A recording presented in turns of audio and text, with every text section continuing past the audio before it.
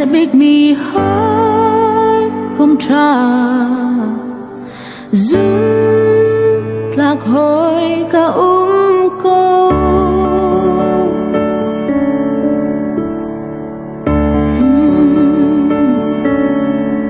xóa môi nát chung na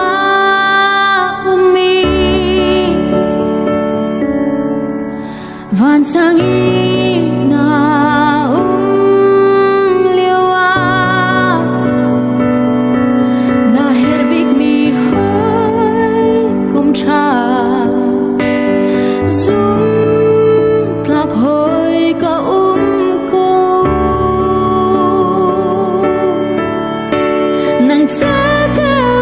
cô gì tiếp chẳng xong là trí nát tê biếc đình na xin cô na thiên phong tì là bà thiên đôn na pelowin ruột chan nak châu chu nei chan ding in nang ma bom tu ding in các cô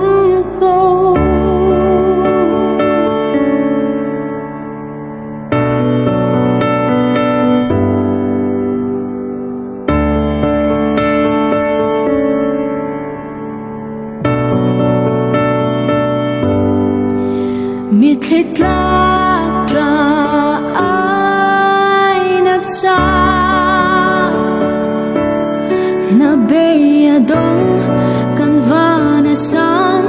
nem tu kan ngai kan herbik chu hoi kum cha dung lạc hoi ka cô nàng cha câu gì thích chan rong là trí nàng tê biếc đình na xin câu na thiên phong tì là bà thiên đôn na pelowin ruột chan nak châu chu nei chan ding in nàng ma bom tu ding in ka cô